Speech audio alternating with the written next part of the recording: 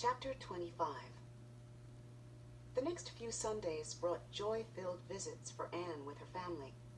She baked real bread and stewed a chicken for them to show how she'd learned to cook since they'd seen her last.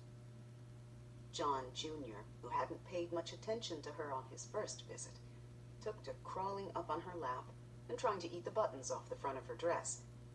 And no one mentioned Canada. It was as if they had all decided secretly to pretend that these Sunday visits would go on forever. And that was the way it felt. One Monday evening, Anne rested on her mat in her hiding place, imagining a life for herself in Washington City. How she would go to school with Catherine and help her mother with John Jr. and the new baby when it arrived. How she would be here to welcome her brothers when they came home to freedom.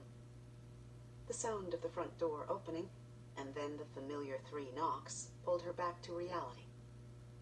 "Miss Anne Maria, please come down," said Mr. Bigelow. Anne roused herself from her dreamy state and lifted the ceiling boards. "I need to move you to a new hiding place," said Mr. Bigelow. Anne's stomach twisted. She'd grown so used to her life in the tiny room, with her reading and daydreaming, and Sundays with her family.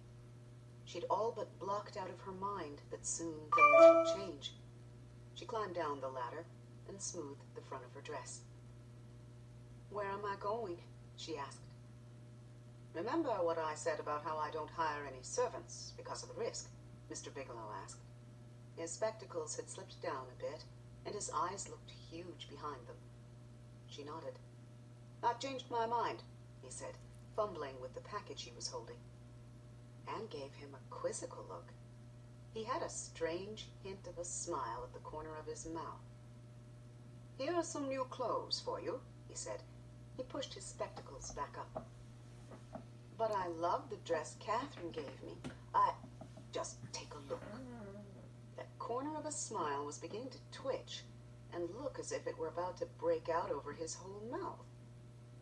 Anne took the package from him and laid back the brown paper. Inside, she found new clothes. Brand new clothes. She fingered the crisp fabric of a starched white shirt. The newness was exciting, but the colors were disappointing. Along with the white shirt was a black wool jacket with big brass buttons. There were black leather gloves and a brand new pair of shiny black shoes with brass buckles. At the bottom of the package, she picked up what she expected would be the black wool skirt to go with the jacket. Instead, she found herself holding a pair of breeches. By now, Mr. Bigelow was grinning. "And here's the hat." On her head, he placed a carriage boy's black hat with a brim. She wanted to tell him she was thoroughly enjoying the boy's book he'd loaned her, but saw no need to also dress like a boy. "But," she began. "This is your new hiding place," Mr. Bigelow said simply. Anne gaped at the clothes she held. "Quickly, go change, and we'll work on the rest of your disguise." Anne climbed back into her old hiding place. Slowly, she took off the dress Catherine had given her and replaced it with the breeches, black stockings, white shirt, and black jacket. She even put on the shiny new shoes. How strange, she thought. Now she had 2 pairs of shoes, and she didn't want to wear either one of them. She climbed down the ladder, feeling very foolish and awkward. "Very good," said Mr. Bigelow. "Now let's see how you walk." Anne walked across the sitting room and back. The shoes made a hollow thumping sound on the floor, and the breeches swished softly. Mr. Bigelow knitted his brow at her and shook his head. "You need to look more like you've been on a horse all day, like this." He demonstrated an exaggerated rolling gait. Anne frowned and walked across the room again, trying to imitate Mr. Bigelow. She thought she must look more like a rag doll than a boy, swinging her arms like that. "Good," Mr. Bigelow proclaimed. "Much better. Now try sitting." Anne dropped down gently on the settee, knees together, hands resting on her knees, back straight. Mr. Bigelow sighed heavily. "Think slovenly," he commanded. "I want you to lean back, slouch, And you've got breeches on now, so let those knees flop north and south. Anne gave him a pleading look. Couldn't she just stay in her old hiding place? But she concentrated and tried to remember how Alfred sat.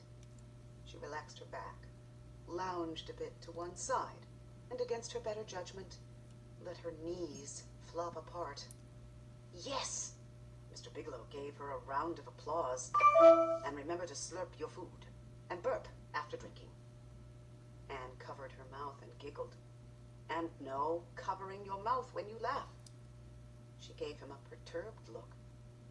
Mr. Bigelow cocked his head to one side and gazed at her as if he were examining a painting. I'll have to cut your hair, he said thoughtfully. Anne reached up and tugged at her unbraided hair. It was too long for a boy's, certainly. And you'll need a name, he said. So she would have a new name, just like the Powder Boy and Uncle William. A name for the road. But how would she choose one, she wondered. Do you have an Underground Railroad name? She asked Mr. Bigelow. In all my letters to other conductors, I am William Penn, after the freedom-loving Quaker who founded Pennsylvania, he said. Might I have a Quaker name as well? Anne asked. Mr. Bigelow rubbed his chin, thinking. William and Phoebe Wright are good Quakers and friends of the slave. They live in Pennsylvania, not far from York. That's where we'll say you're from. Would you like to share their name? Anne smiled. Then I'll be Phoebe Wright, she said, satisfied. She liked the sound of it. Mr. Bigelow leaned forward. Phoebe is a very odd name for a coach boy, he said. Anne glanced down at her breeches and jacket, then up at Mr. Bigelow. She grimaced. You mean I'd be William Wright? She asked, still not quite believing it. He raised one eyebrow at her. Anne sighed. I'd like to pick another given name then, so my family doesn't think that everyone who goes north to Canada becomes a William. Mr. Bigelow waited patiently. I'd like to be called Joseph, she said finally. I want to be as brave as my brother Joseph. Mr. Bigelow offered his hand to shake hers, man to man. I'm honored to meet you, Joe Wright, he said. My name is William Penn. They shook hands, pleased with their shared secret. Now, one more thing, Mr. Bigelow said. Anne looked at him expectantly. I need to teach you to drive.